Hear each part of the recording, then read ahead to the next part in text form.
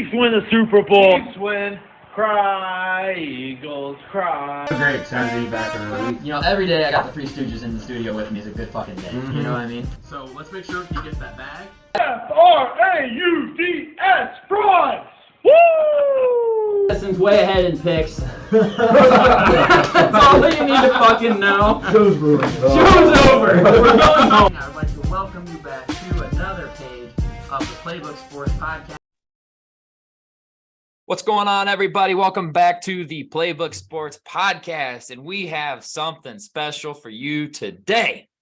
You've seen our mock drafts, you've seen Opals, you've seen Seifs, you've seen Sage, you've seen mine, but what you haven't yet seen is this, guys. Ladies and gentlemen, I'd like to welcome back to the show, Big Bobby Sansone. Bobby, welcome back. Super excited to hear about the first round mock draft. This kid's been working on this for days. Hasn't slept a wink in who knows how long. No, yeah. Just out here grinding the tape and the all 22 to give us the most accurate. I can't wait till this thing goes 31 for 31. I really can't. I'm excited. Honestly, we're doing a Zoom together, brother. We've done the pod where you've been on the phone, but first time like in person, I wasn't available, and now we got Zoom me together, baby. Love it. Let's this. go. Absolutely. Yeah, excited, especially going to the draft as well is going to be amazing. So very much so looking forward to that, especially with Colts picking so high. So I already got the official draft merch as well. I'm already ready. That's gonna be wicked. Too bad they ain't you picking get me one, or nobody. Not that anybody's putting on that hat in the first round. Nobody's put on that. It's Not me. day one. I'm going up there when he says pick 21. I'm gonna be like, right here. This is all your fault. What a dick. Before we jump into your mock, Bob, did you guys see the big news out of the NFL overnight? Have you guys seen that yet? Huge signing. Miami Dolphins. Oh, yeah. Chosen Anderson. I almost said Chosen Rosen. That's my fantasy team. Chosen Anderson coming in to compete for wide receiver 17 on the Dolphins. He's dog water. He's horrible. Couldn't get rid of him fast enough in Carolina. Arizona says we'll take his salary down and get rid of him as fast as we can. He says I'm changing my name to Chosen from Robbie. Still dog shit. Yep. You're chosen. Deep balls on the Jets. Give you a little bag in the league.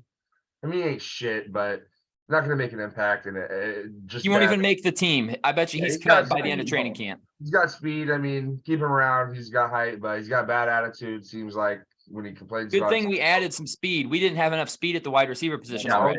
And my thing is this: when you're talking speed, though, when you compare him to Waddle and Hill, maybe he doesn't add speed. No, he's slow compared to them.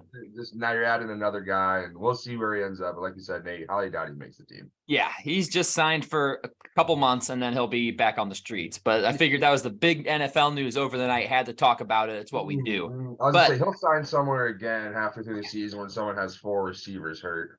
Yep. I will say having depth at the position isn't bad, but if he comes in and causes a bunch of problems, I want his ass out the door. Odds are, though, he will have one long, deep bomb tutty, but then that'll be really about all you get the whole year out of him, and then he'll be cut right away. And then he'll be gone. Yep. We'll get one, and he's done. Yeah. Agreed. He's, all right, he's going to be Bobby. chosen to get the hell out of there. Yeah, he's going to be chosen to sit on the fucking bench. All right, my friend, you are on the clock. Pick number 1, Carolina Panthers. Business as usual. You give us 5 picks, we talk about them, and then we just keep train rolling, my friend. Give it to us. Yeah, with the first pick of the 2023 draft, have the Panthers selecting Bryce Young, quarterback from Alabama. Definitely think he's like the most polished guy coming out. Obviously, height and weight's a little bit nerve-wracking, but I just think he's the consensus one, looking at the tape, how he steps up in big moments. So got him going number 1 of the Panthers. With the second pick in the 2023 draft, have the Texans selecting Will Anderson, edge from Bama. His sophomore season, he was 5th in the Heisman, absolute stud. I think he is the most likely the person to come out of this draft and be a Hall of Famer, most polished player coming out of the draft. Getting offensive or defensive-minded head coach, I think that's just a really solid pick for them. Absolutely. Pick number 3, we have a trade. Ding, ding, ding, ding. I have the Atlanta Falcons trading up to 3 with the Atlanta Cardinals to select C.J. Stroud, quarterback from Ohio State University. With this, the Falcons have been really building in the offseason, so I think them coming up to get their long-term quarterback, compete against Desmond Ridder, if you want to call it a QB competition. But the Cardinals really need help in a lot of places. They're just not a good team after having their quarterback, and I don't think the Colts would trade up here, so I have the Falcons sneaking up to 3 to snag him. Especially reports came out that they were really only interested in Stroud and Young. I think this makes sense.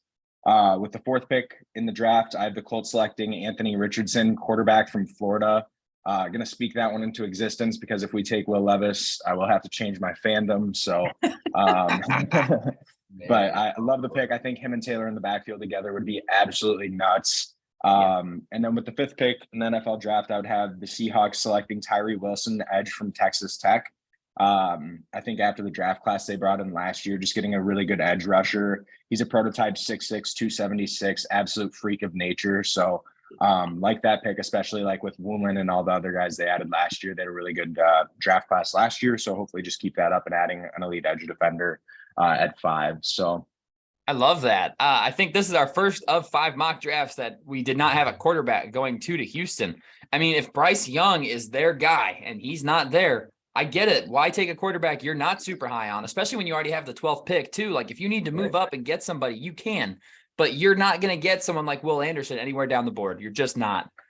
And I think that makes Arizona trade. I love that. Arizona then is like, well, there goes our guy. We don't need a quarterback. Let's get a ton of capital from Atlanta, who keeps making, I do like what Atlanta's done this offseason. I like to shit on Atlanta because I think they'd be Super Bowl contenders with Lamar Jackson. But otherwise, they've really built their team up well. I'm really impressed with what they've done. And they come up and get CJ Stroud, who is relatively pro ready, I would say. I really like that pick a lot. I love Richardson at 4 to Indy. I am praying for that for you. I think he could be awesome in a Shane Steichen offense. That would be someone who you just want to watch play with Jonathan Taylor all the time. I mean, read option with those two, good luck stopping that, you know, like, right. And I think in my opinion, like with the Texans, there's a couple of things that go into that. Obviously, first year head coach, they have a lot of issues as well. I don't think quarterback solves everything for them. You know, they still do have Davis Mills, which obviously he's really not proven to be the guy yet. And I don't think he ever really will. But I think in order for the Texans to be successful, I think they need to build a team and then get a quarterback, hopefully next year. And with this capital, you know, with the QBs that are coming out next year, they can either trade back up or do something to get back in there. But you know, Will Anderson, like I said, he was 5th in the Heisman his sophomore season. Like the kid's an absolute stud. I think he is probably the most sure thing in this draft. I also think Robinson out of Texas is going to be just a stud as well. I think those two guys, though, are the most like sure things. And then with the Panthers selecting Bryce Young, you know, he really does have great poise, really good pocket passer, very creative, like a lot of comparisons to like a point guard, you know, Steph Curry-esque in a way with how creative he is. Only thing that scares me with him is being 204 pounds. Like this is just, and I guess you could say this for every player, like injuries, but 204, like that is a scary weight, especially like he did play in the SEC going up against Georgia and those guys. He's played against bigger talent, but you know, if he gets injured early and it affects his play down the line, that's something that I would personally be concerned about. But I think as it stands, he's the most ready to play. Like I said, he's done it in big moments. He just not a lot of holes besides his weight and size. So for that reason, I think the Panthers pick him. And then, like I said, Stroud to the Cardinals Stroud to the Falcons in 3. I think that'd be a really good pick, pairing him with Drake London, Kyle Pitts. They have a good O-line. They've added a lot of pieces in free agency. He even said it too, that he was a ball placement specialist in the combine. Only thing that I guess is kind of scary with him is, did he have too good of weapons at OSU? Like Marvin Harrison Jr. is literally going to be a top 5 pick next year, probably one of the best wide receivers in OSU history. I mean, that's, like I said, just kind of nitpicking at that point, but I love that pick for them. And I think it gives them their future QB for years to come. So. Yeah, it's funny. If 4 weeks ago you throw this mock out, I mean, I'm sitting there saying like, "Oh, this ain't ever even happening." You know what I mean? No shot. It was CJ Stroud a month ago, and now reports are saying he might have a Justin Fields-esque fall, and I just don't get that. And I will, whatever team gets Stroud, I think will be blessed. But if Bryce Young goes 1, which I think he's going to now as well, I mean, like you said, it's leaning. The Panthers are all leaning Bryce Young. It makes sense. He processes fast. Like we all said, pro ready, come in. He's a magician behind the line. He looks upfield when he's scrambling too and then throws the ball. That's elite. And then what happens? Because, like you said, Nate, that's the exact scenario I'm thinking. Oh, if the Texans are sold on Bryce Young because they heard CJ Stroud's gone for a month, they fall in love with Young and go, wow, this guy really is better than everybody, and we're going to get him at 2. And then they hear, oh, we're not. Will Anderson, like you said, Bob, D'Amico Ryans, first-year head coach, defensive coach, and that can help big time down the line just as much as quarterback. I mean, it's the most important position on defense because it goes and gets the quarterback. Right. Will Anderson can be generational talent there. Love Atlanta trading up. And it's funny because if you put him in Atlanta, I think Jonnu Smith is one of the biggest signings of the offseason, going to unlock Kyle Pitts because he's going to be able to put Pitts out more to actually be a receiving tight end. Mhm. You Stroud will have a couple weapons there with Kyle, Right. London and Kyle Pitts. So I love that. And Richardson to the Colts, that's a dream. Like you said, Yep. love Steichen offense for him, love the team around him. Like you said, that's just a joke in the backfield. And Tyree Wilson. Seahawks just made the playoffs and we get a top 5 pick. Let's Right. get potentially Let's do he could be the best DN too. I mean, he's a stud. Oh, 100%. He's, Elite like I said, athlete. 6'6", 276. Like, that's insane. Yeah. I think with him, he's not as polished as Will Anderson is coming out. I mean, with Will Anderson, he was like an SEC all freshman, 2-time top defender award winner. So, and then I think with the Richardson thing as well for the Colts, the reason I prefer him over Levis, if you're in the AFC right now, you're dealing with the best quarterbacks in the NFL. You need a higher ceiling. It doesn't matter what your floor is. Your floor is not going to get it done. And honestly, like you said, Jalen Hurts running the ball aspect, I think he's an absolute freak show. His RAS score was literally off the charts, kind of the highest we've ever seen at a quarterback. So obviously the short accuracy is an issue. They did have a ton of drops in Florida, and he didn't really have any weapons to throw to in Florida. I know that Will Levis gets a lot of comparisons from his junior year to this year with kind of the issues that he had, but he had a lot of turnovers as well. The Anthony Richard play against Utah where he jump ball fakes and then throws a dart to the end zone. I think, in my opinion, you just Great need the play. highest ceiling and you let the coaches coach. Like if your coaches are there to truly get the best out of players, I think Anthony Richardson, I'll be honest, like he could be the biggest bust in this draft, but at the end of the day, you really do need to go after the person with the highest ceiling and hope your coaches can develop them into the player that they can become. Also, he only started 13 games, definitely got better as the year went on. So, like I said, I think there's a lot to love about that pick. And honestly, the Colts need to get rid of this revolving door. I would have loved for them to trade up to 3 to get CJ Stroud, but I don't think Ballard loves them picks. And I don't see that happening. If it's Bryce Young off the board, now you're talking number 2 quarterback instead of a scenario where they're thinking maybe it's the 3rd guy. They have to trade more capital. It's interesting because then Arizona only falls a little bit, but then it's, do you want capital, Arizona? Because you're a team right now. You have questions. If Kyler Murray doesn't get this offense going and this team going again, I mean, 2-3 years now, Gannon's going to be gone. Just because it's going to be Murray stuck in, Gannon stuck in. I mean, it just didn't work. So hopefully they get that figured out. Big capital for them. That's not a bad thing. Yeah. That might mean fall farther back in the draft.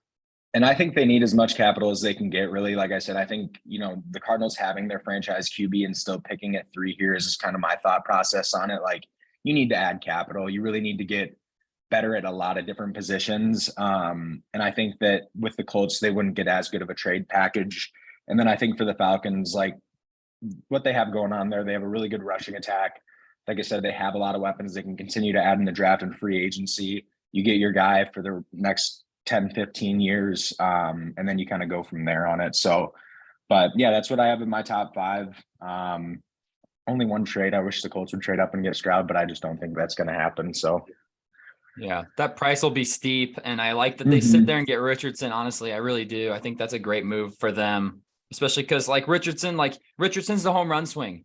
He's the one where you're like, this guy could be insane and he could also stink. Like it's possible both ways happen here. So you hope that Shane Steichen can do what he did with Jalen Hurts and just set that all up again. And the offensive line there still has pieces. Like, and with Sirianni calling plays was down in the dumps, Hurts was gone. You know, I mean, that's how bad it was before he took over play calling. And he takes over play calling. They make the playoffs. Sure, they get bounced by the Bucks.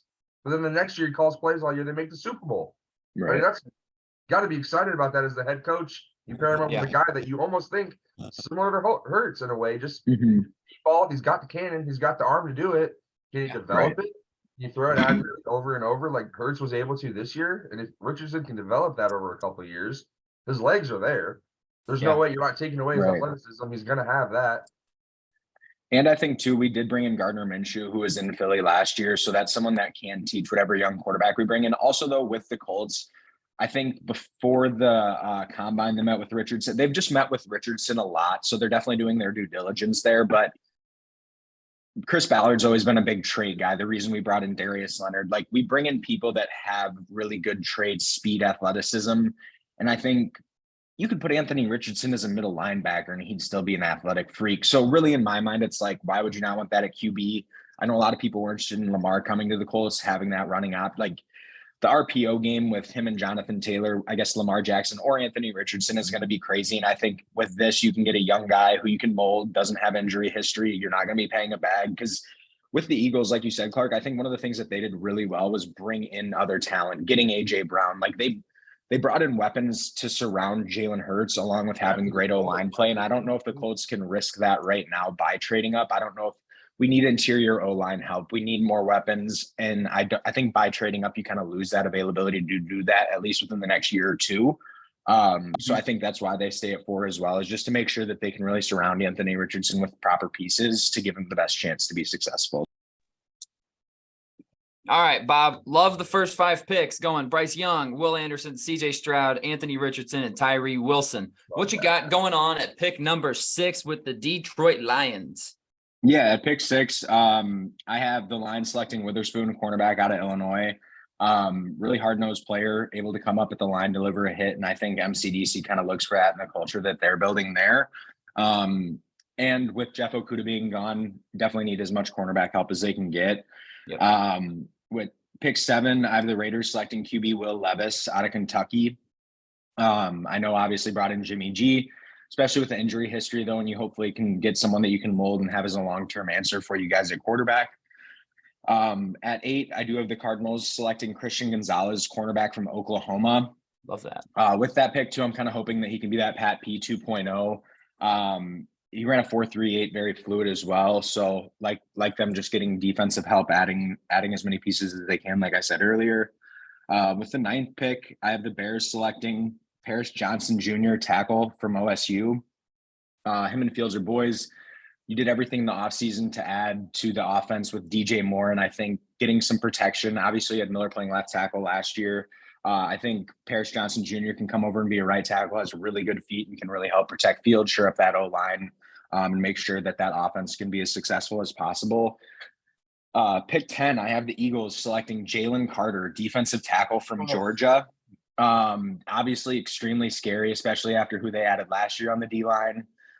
With this pick, though, I'm thinking Fletcher Cox is getting old. You do have really good veterans in that Eagles facility to help guide him because you have questions about his work ethic, about his demeanor, things like that. Obviously a crazy talent. I don't think he slips out of the top 10. And I think the Eagles are just building a Georgia defense, to be honest, after some of their picks last year. So like the Eagles taking him, making sure they have a good D tackle too with Jordan Davis, especially when Fletcher Cox retires and Jalen Carter's hasn't proven that he can be a full 3-down lineman. Obviously needs a little bit of breaks. And I think the Eagles really like rotating people in to keep him fresh. So I think that's a really good fit for him as well. So agreed. Yeah. Love those. I think Detroit solidified that they're going corner by trading Okudah. I think they do have 2 corners they brought in free agency, but I really do like Witherspoon, man. The guy's tape is insane. He's so physical. He's such a lockdown corner. Vegas going Will Levis. This was like a really early on in the mock season pick. This was a really like prominent pick, and we've kind of gotten away from it. Like he's just all over the place. Will Levis could go 29. He could go 2. He's all over the place in people's mock drafts. You know, Mel Kiper has him basically tied with Bryce Young as his number 1 QB. Other guys have him behind Hendon Hooker. It's just, he's so polarizing. And I totally could see Vegas doing it and just saying, all right, listen, you've got time to learn the system, this super complex Josh McDaniels system. You've got the arm strength. You're putting mayonnaise in your coffee. Yeah. You know, you're the guy. Let's do it. Yeah. And I think he could really be good with that, with the weapons. Like they've got Devontae Adams, they've got Hunter Renfrow. Yeah, they just got rid of Darren Waller, but they can always go tight end in the second round and get a stud in the second round too if they wanted. Like he'll have the weapons around him, and he can learn from Jimmy Garoppolo, who's been there, done that around the league. I really like that pick still. I love Arizona getting Christian Gonzalez at 8. He is going to be a stud corner. I do think Witherspoon and him are 1A and 1B, however you want to look at it. Witherspoon has the better tape. Gonzalez has the better measurables. It's your preference.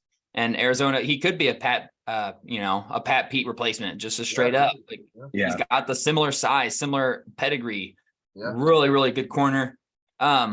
It's interesting at 9 when Chicago's on the board having to pick between Jalen Carter and Paris Johnson. It's a BPA versus need. Yeah. And if I'm Ryan Poles, I'm going Paris Johnson Jr. Right tackle, plug and play from day one, land. Shore up that right side for as long as you need. He's there 10, 15 years. He's your boy. I love that pick. And Philly getting Jalen Carter is just devastating for the rest of the NFC, quite honestly. Yeah. All we did was make the Super Bowl with the best defense in the NFL. And we just added arguably the best defensive player in the draft. That's, oh, God. And I think with him too, like a couple of things. So obviously with Witherspoon, I like him to the Lions. Like I said, I think MCDC will really appreciate his hard-nosed play, him being able to come up to the line and deliver a hit. And like you said, he pops on tape. With the Raiders getting Levis too, I think that Jimmy G has had just a ton of injuries, and obviously you pay him to go there, but having him be able to sit for a little bit of time, you have Adams, you have all these pieces. Also, just in my opinion, 7 is a little bit too early to take a tight end in this draft. If there was a Kyle Pitts or someone more like that, I think obviously that'd be a little bit different.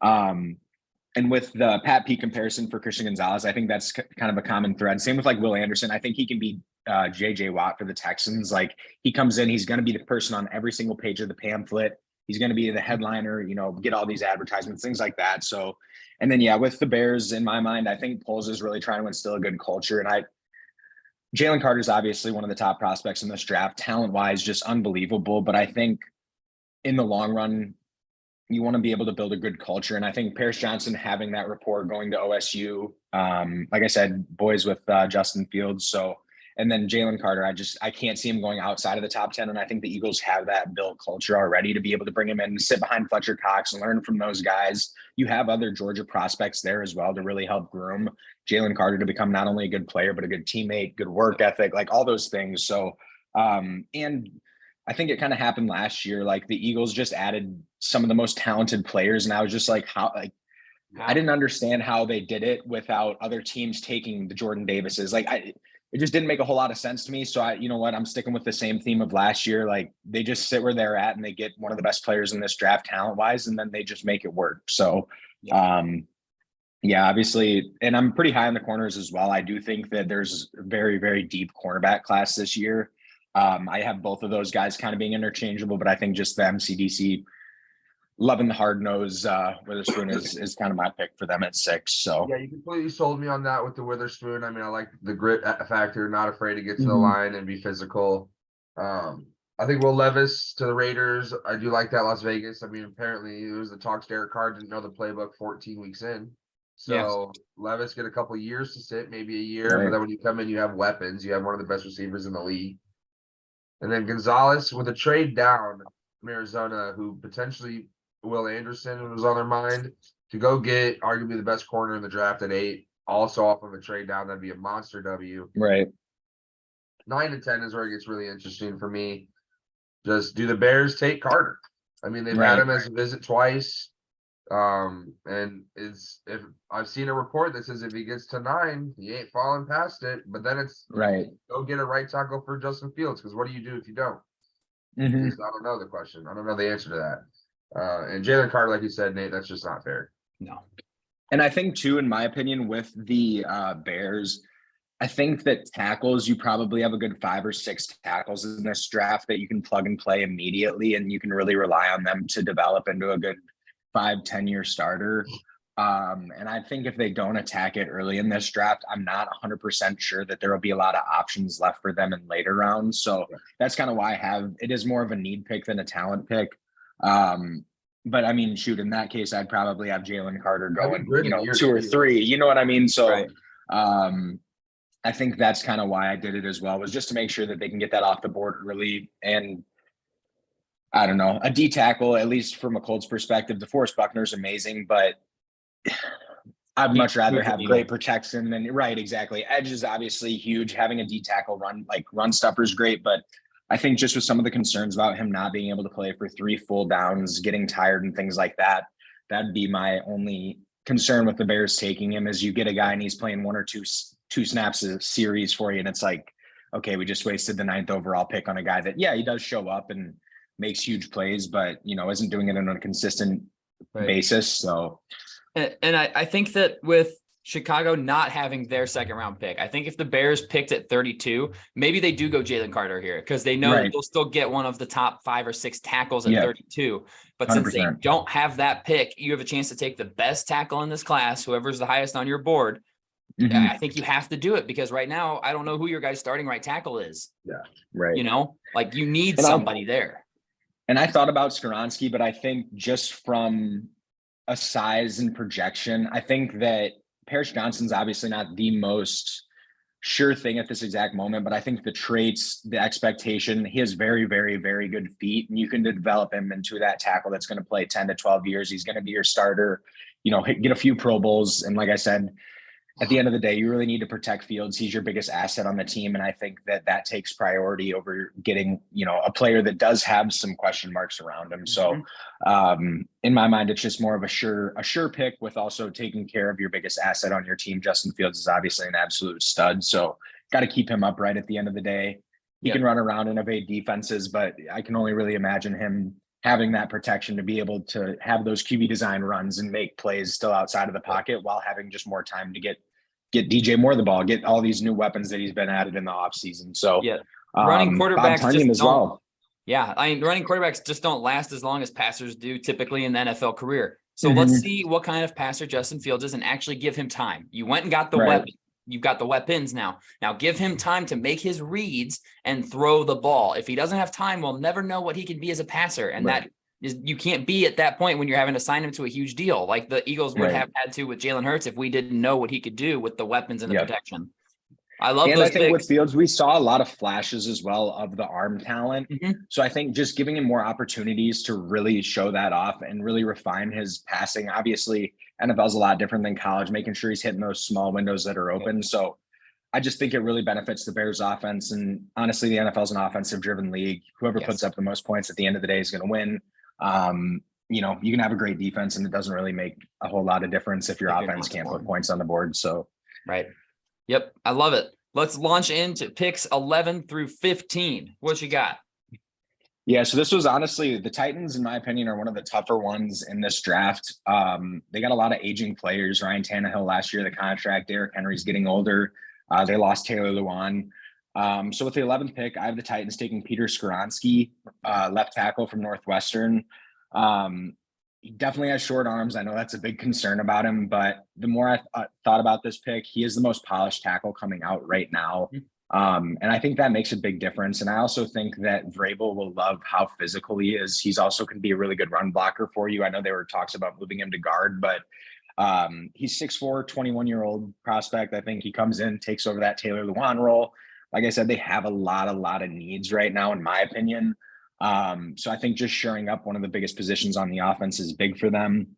At 12, I have the Texans coming back and getting Jackson Smith-Njigba, wide receiver from Ohio State University. One of the biggest issues for the Texans is they don't have a ton of weapons to be able to come in and shore up the quarterback position. I think you get a wide receiver and you add him to Will Anderson, you start to build this team the right way. So then that way, when you do bring in your franchise QB, there's pieces around him for him to be successful. I know obviously Jackson Smith-Njigba had the injury, whatever, but I think he is the best receiver in this class. Brian Hartline said that he was one of the best receivers to come out of Ohio State in recent memory. So have them picking Jackson Smith-Njigba right there. For the Jets at pick 13, I have Broderick Jones, tackle from Georgia. You need to protect Aaron Rodgers if you get him. He had an 84.1 PFF pass grade in his first full season with Georgia. Like I said, I think at the end of the day, you just need to get some O-line help for Aaron Rodgers to come in. They have talent all around, so good to go there. Pick 14, I actually have a trade. I have the Pittsburgh Steelers trading up to 14 to select Joey Porter Jr., cornerback from PSU. He's 6'2" and a half, second team Associated Press all-conference player. Bring in that bloodline. I just think they're going to want him back in the golden black. So then at pick 15, I have the Panthers selecting Dalton Kincaid, tight end out of Utah. Don't have Bob Tunyon. You need to get Jordan Love some help. Obviously, it's going to be an interesting year for the Packers, but you get one of the best pass catching tight ends in this draft, in my opinion. He basically is a wide receiver. So I know his comp was like Zach Ertz as well. So I think adding that to Jordan Love is huge for them, and then really being able to kind of develop that offense and make sure Jordan Love has all the pieces in place in order to be as successful as possible. So, Yeah, I like those. I mean, I think Tennessee has to go with an offensive lineman, honestly. yeah, Just with losing Luan, and they have so many needs, man. I'm so yeah, perplexed by what the Titans are trying to do. I Yeah. think they're going to be bad, honestly. I agree. And but- I will say I was torn between Jones and Skronik or Skronsky. No, at the end of the day, I think you just got to get the person that's the most sure pick right now.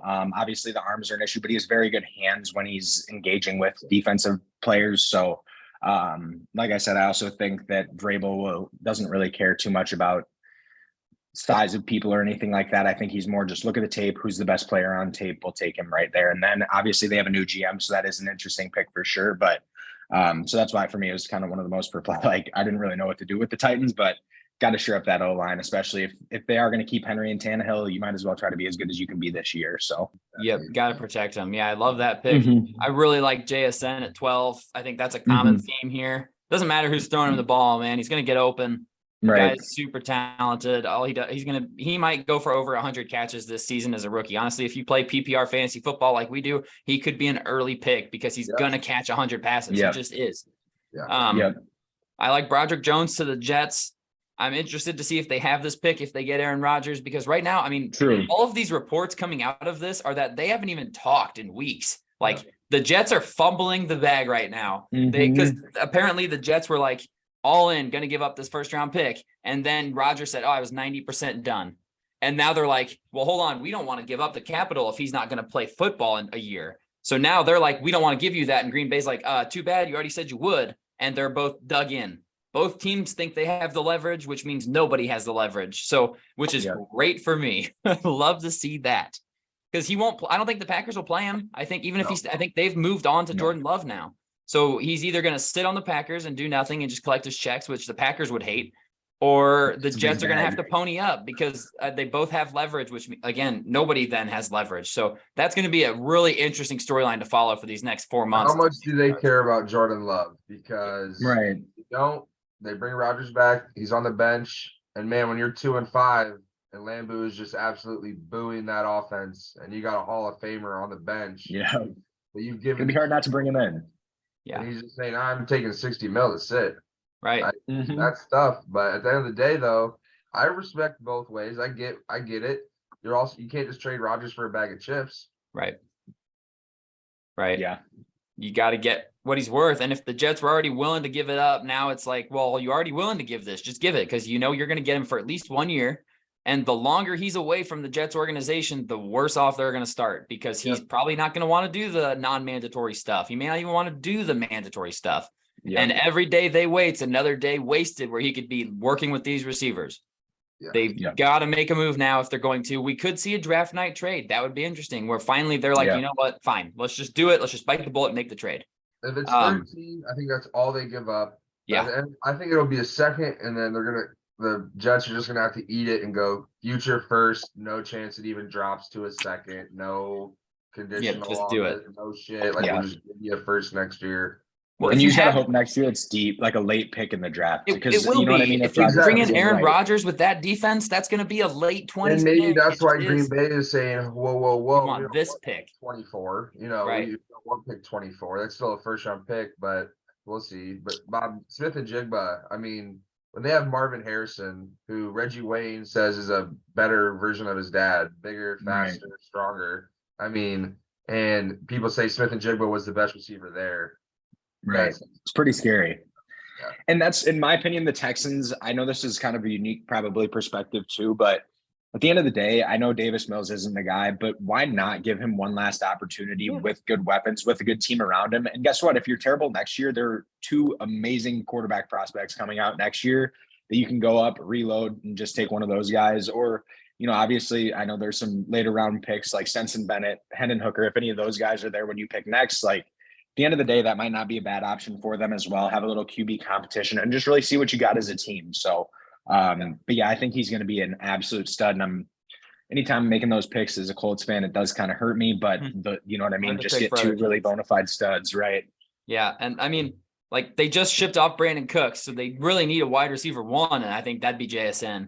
Mhm. I love Pittsburgh moving up and getting Joey Porter. I think New England is definitely inclined to trade down when Broderick Jones goes right before him, because I think they have their Yep. eyes set on one of those Yep. top 3 tackles. Guess what? They're all off the board. Let's move back, get some capital. Pittsburgh gets up, makes the legacy pick for everybody that we all want to Yep. see, and they get a position of need. Joey Porter's an absolute dog, man. Like, that's a Yeah. great pick for them. It fits need. It satisfies the fan base. Everyone's happy with that Right. pick. And then Kincaid to Green Bay. Yeah, they need a tight end very, very bad. And Kincaid has Right. rapidly climbed up the boards as the best tight end. You know, him and Michael Mayer, they're both studs. Yeah. This tight end class is crazy deep. Kincaid, I mean, all you got to do is look at that game against, I think it was against USC maybe, or whoever it was against. He had 20 catches. Like, the guy's a freak. He's a Exactly. freak athlete. Great pick. And I'll say this too. One thing, and this is kind of a dumb thing, but I think it's in like Australian rugby. If you're, say, like your dad plays for a team for 100 games, you immediately and automatically get their son. So that's something the NFL should implement. So then that way we can get Harrison Jr. when he comes out. You know what I mean? But and then Patrick like you said, Surtain it's Jr. has to come to Miami right now. Yeah, We'll take him. exactly. So, but no, that the legacy pick there for the Steelers, I think, is just too sweet of an opportunity to pass up. And the Patriots, in my opinion, can also use some cornerback help as well. So just to make sure that they get their guy, they satisfy the fan base, and you know, he is a very, very good player as well. 6'2.5". He's a big body as well. So really like that pick there for them. Yeah, I love those picks. I love honestly 1 through 15. I'm a big fan of all of those, man. Those are all top talented players too. God, this draft is going to be so awesome to be at. It is. So much What's talent. scary is there's some people falling out though that have been said to, you know, at least when I was going through this, it is crazy how many people you have to say, hey, they might slide a little bit, you know, like Somebody's see what got to positions slide. in need. Yeah, somebody has Exactly. to Yeah, slide. someone has to. So Yep. Yeah, I love that. It's a great 1 through 15.